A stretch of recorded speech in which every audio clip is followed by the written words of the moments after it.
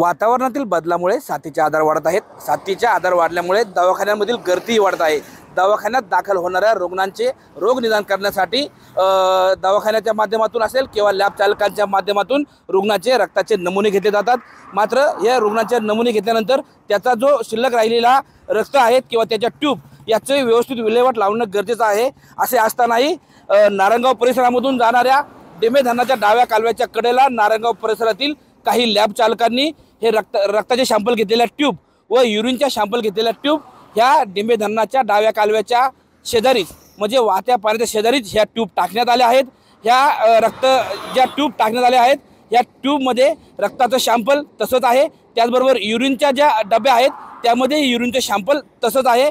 या रक्ताच्या ट्यूब व युरिनचे सॅम्पल या डिंबे धरणाच्या डाव्या कालव्याच्या पाण्यामध्ये काही मिसळलं गेलं आहे। या डिंबे धरणाचं डाव्या कालव्याचं जे पाणी आहे ते या परिसरातील वन्यजीव असतील किंवा यापुढील गावातील नागरिकांसाठी याचा पिण्यासाठी उपयोग होतो। अशा पद्धतीने हा जो रक्ताच्या ट्यूब असतील या पाण्याच्या कडेला व रस्त्याच्या कडेला वरच्यावर टाकणं हा तसं तर गंभीर गुन्हा आहे।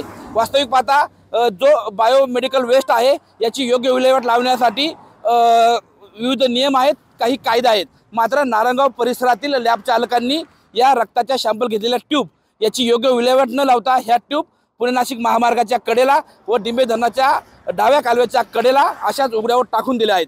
या ट्यूब नक्की कुणी टाकणार याचा शोध होणार का? त्याचबरोबर या ट्यूब टाकणाऱ्या रक्त लॅब चालकांवरती कारवाई होणार का हे पाहणं महत्त्वाचं ठरणार आहे।